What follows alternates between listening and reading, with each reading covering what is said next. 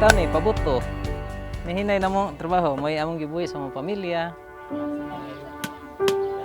Aligya ginamo ani dire regular price ginamo piso ang isa.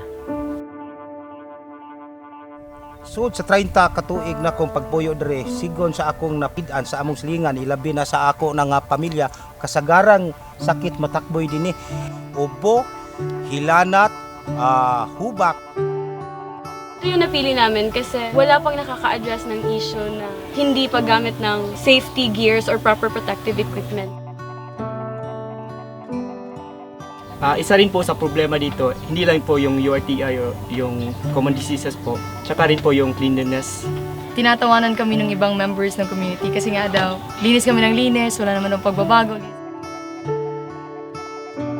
Una ginin yung pag-ari hinuon katong naabot mo dito sa diha gid mo sa balay. Duha pa mo primero kay daghan ng estudyante ni so dire pero wa man igo ra man lang mo interview ni kahuman uli dayon. Wala di nang pakita. Kahit nung una po, parang hindi po close yung mga tao. Kanya-kanya po. Kanya-kanya talaga nung una. Nung kino-coordinate namin sila Kuya Fredo, yung iba pang members, nagtutulungan na sila. After nagtutulungan na sila. We want to know first kung saan lang gusto or anong gusto nila because it's their comfort.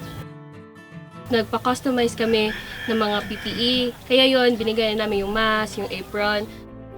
Ang una kining mas nga gihatag gyud dako kining katabang namo sa dili mi makahanggap dito sa abog sa pulburan.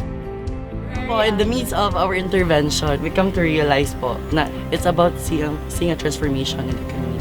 Ikan pag-ari niyo hangtod karon, dako kay kausaban. Kay makita man nato nga ang mga buhatan ipanglimpyuhan na murag din kayo kiwat ba nga daghan nato makita nga la tapok-tapok diha nga naa diha ang disgrasya.